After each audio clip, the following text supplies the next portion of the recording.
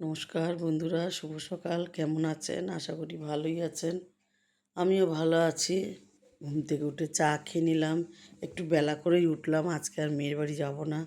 9:30 বাজতে যায় এখন। দেখেন এখনও না রৌদ্র ওঠেনি, আর বেশ হাওয়া লাগছে। আমাদের এখানে না পরপর দুটো জমি ফাঁকা আছে, তো ওই জন্য এই জানলাটা বেশ খাটে বসে থাকলে হাওয়া লাগে। জানলাটা খুলে দিলাম। আর তাড়াতাড়ি করে আজকে চান করে নেবো। সকালবেলা উঠেই আজকে মেশিন লাগিয়ে দিয়েছিলাম, সব জামা কাপড়গুলো কেচে নিয়েছি, কেননা 2 দিন 3 দিন ধরে জমে গেছে। আর চানটা করে এসে আগে পুজোটা দিয়ে নেবো বন্ধুরা।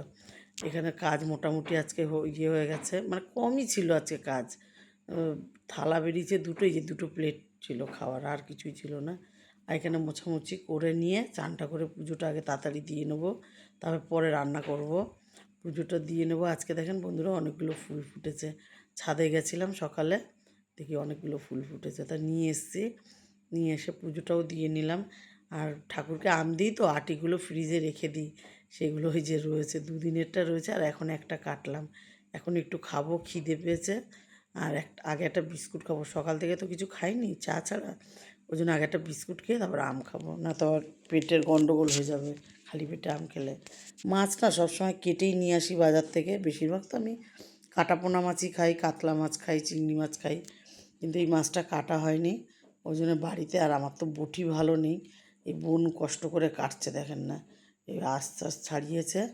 আর মাছ তো যেমন তেমন কাটা হয়েছে, মাথাটা চেষ্টা করছে, পাচ্ছেই না। তারপরে একদিকে ছোট একদিকে বড় করে রেখে দিয়েছে। আমি ওই ধুয়ে টুয়ে দিয়ে আমি রান্না করে নিচ্ছি তাড়াতাড়ি করে। চানটা আগে সেরে নিয়েছিলাম আজকে, পরে জামা কাপড় আবার ছেড়ে নেবো।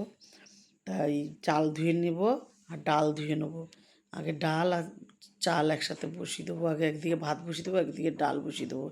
আম শুকানো রয়েছে এখানে, জলে ভিজিয়ে রেখেছি, এগুলো ভালো করে পরিষ্কার করে ধুয়ে ডালের সাথে দেব। আম ডাল করব। কাঁচা আম তো এখন নেই, ওই জন্য এই শুকনো আম দিয়ে করব। কালকে এটা ওটা খাওয়া হয়েছে, আজকে একটু টক ডাল খেলে ভালো লাগবে। মেয়ের বাড়িতে বললাম না, কালকে একটা খাওয়া দাওয়ার আয়োজন ছিল। এইগুলো বেশ ভালো করে ধুয়ে নিয়ে নুন হলুদ দিয়ে একবারে ডালটাকে সেদ্ধ বসিয়ে দেবো, আর একদিকে ভাত বসিয়ে দেবো। আর মাছটা না আজকে আলু টালু দেবো না, তেল ঝাল করব।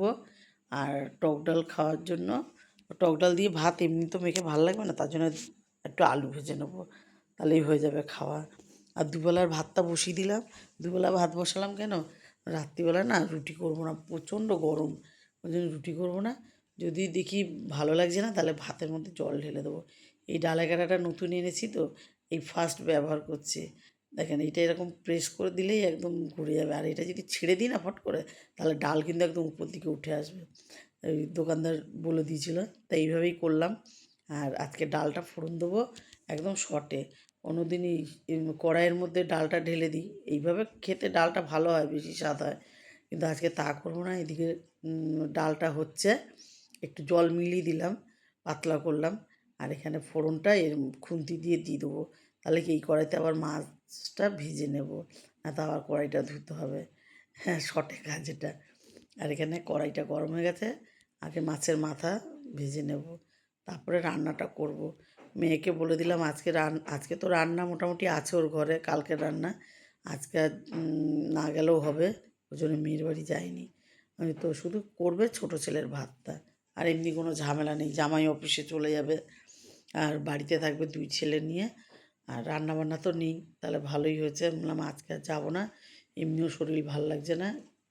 আর এখানে দুটো আলু কেটে নেবো, ওই টক ডাল দিয়ে খাবো বলে। আলু কেটে না নুন হলুদ দিয়ে মাখিয়ে রেখে দেবো। এখানে মাছটা করব বলে, এটা আমি পাঁচফোড়ন দিয়েও করি, কালো জিরে দিয়েও করি। তা আজকে কালো জিরে দিয়ে করব। কালো জিরেটা বেশ তেলটা কালো কালো হয়ে গেল, তারপরে টমেটো আর লঙ্কাটা দিয়ে দিলাম। আর তারপরে নুন হলুদ দিয়ে দেবো। আর এটার মধ্যে তো কোনো মশলা নেই, আর যা তেল দিয়েছি তার ডবল জল দেবো। ব্যাস একদম তেলসা তেলসা করে মাছটা করব। আর গরমের মধ্যে আলু ফালু আর এইটাতে দেবো না, ভাল লাগছে না খেতে। তা যাই হোক, এটা বেশ টমেটো গলে গেছে তো, এবার মাছগুলো দিয়ে সামান্য একটু জল দিয়ে ভালো করে মাছটাকেও এর মধ্যে বেশ একটু কষা কষা মতন করব। শুধু এর মধ্যে কিন্তু নুন আর হলুদ, আর কিছু নেই বন্ধুরা। আর এবারে একটু সামান্য জল দিয়ে দেবো, যাতে মাছগুলো একটুখানি ফোটে, তারপরে নামিয়ে দেবো। অল্প জল দেবো, দেখেন মাছগুলো কিন্তু পুরো ডুবছেও না, এক পিঠ যেই সেদ্ধ হয়ে যাবে আবার উল্টো পিঠ করে দেবো, তাহলে মাছগুলো একদম তেলসা তেলসা থাকবে, ভাত দিয়ে মেখে খেতে খুব ভালো লাগে। আর এখানে আলু ভাজাটা করব। আলু ভাজাটা তো আগে নুন হলুদ দিয়ে মাখিয়ে রেখে দিয়েছি। আর এখানে জিরে ফোড়ন দিয়েছি। জিরেটা যত সময় না কালো কালো হবে তত সময় কিন্তু আলুটা ছাড়বো না, কালচে ভাব হয়েছে তারপরে আলুটা দিলাম। এদিকে মাছটা হয়ে গেছে বন্ধুরা, আর এই যে দেখেন হয়ে গেছে, একদম তেলসা তেলসা হয়েছে। আর এখানে আলুটা দিয়ে দেবো। আলুটা না বন্ধুরা একটু কড়া করে ভাজবো। ভেজে নিয়ে চলে আসলাম, খেতেও বসে গেলাম ঘরে।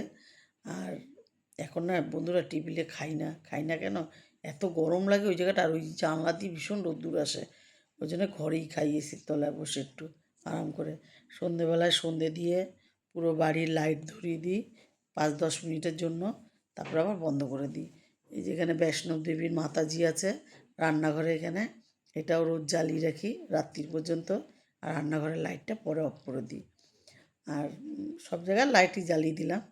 আর ওই তুলসী তলায় যেয়ে আবার একটু ধূপকাঠি ধরিয়ে আসি সন্ধেবেলায়, তাই যাবো, যেয়ে ধরিয়ে চলে আসবো।